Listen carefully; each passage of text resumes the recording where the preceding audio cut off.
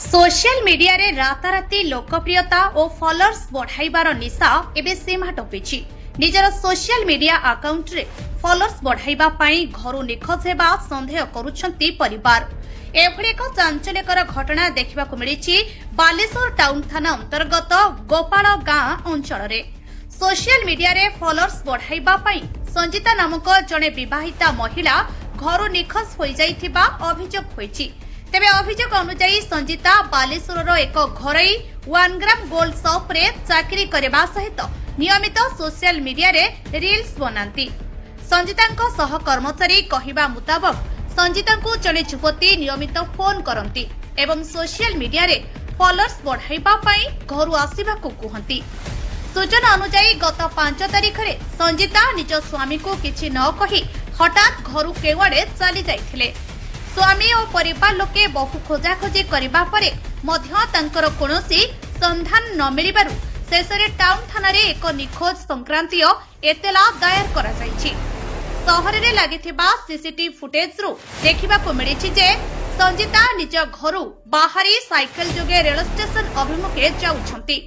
घटना को 5 दिन बीती जाइथिले सुधा पुलिस हाथ रे एपर्यंत कोनोसी ठोस सुराग लागि नाही। संजीता केमिति केउ आड़े एवं काहींकी गले ताहा एबे सबुठारु बड़ प्रश्नवाची सृष्टि करिछि। परिवार लोके एबे चिंतारे थिबा बेले पुलिस रो तदंत सेमानंक पई एकमात्र भरोसा पालटिछि। शिपन पाड़ी स्त्री 5 तारिख रु माने निखोज अछन तो स्त्री को नाम कोन संजीता पाड़ी से गोटे 1 ग्राम गोल्ड दुकान ले सर्विस करछु ना। मु तो जाइतिनी ड्यूटी सकाळ 7:15 ड्यूटी पड़ी जाइतिनी। मो स्त्री घरे थिला। मते से 8टा कांतर बेले कहला जे मो मुंडो माने किस होउछ मु दुकान जिमिनी ता न जातन घर सुई पड़। से ता मत कहला जे मु जदी सुई पड़ी तार फोन टा स्विच ऑफ करी सुई पड़ू। मुझे स्विच ऑफ केन करू तू फोन टा खुला था सुई पड़। से कहला ना मो दुकान दीदी मार के डिस्टर्ब करियो मु किंतु स्विच ऑफ करी सुई जी ता सुईता मोर मोर सेठी रुसे करछु मु टिके माने स्वास्थ्यकर सेठी रुसे करे मोर फोन मारी चलछु ता स्विच ऑफ देखौछु मु किंतु सुईतो। ता भाई आसीबार थिला माने मो सळा से आसीबार थिला दिन गुटा बेले मु ताने जी आस्थियो ताने भाई बुनी खाई सुईतो खटर ताने मु संध्या जाय मु खबर पाइनी जे राती 7टा बेले जे भाई तमे आसो मो सळा कला भाई तमे आसो देई नाही मु आसी खुजा खुजी चारियाडे करनी पाइनी सांग साथी बंधु बर सबआडे केने पाइनी।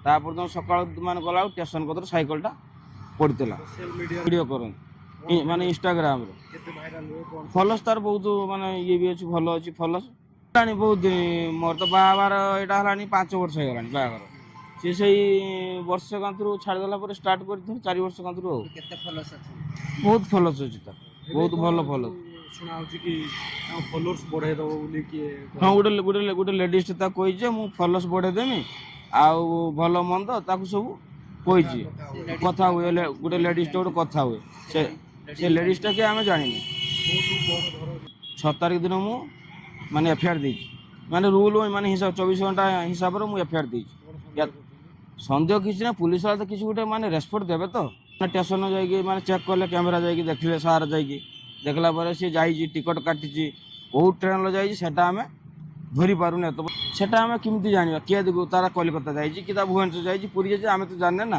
माने से प्लाटफर्म जा टिकट काटिकी घुरुଛୁ आम सेटा हमें ताकू लक्ष्य करूଛୁ कैमेरा द्वारा। मु तो चाहूँ मो स्त्री जी न आसो मु थाना आगे जाकि बसबी मो घर फैमिली समस्त जाकि थाना आगे बसबी।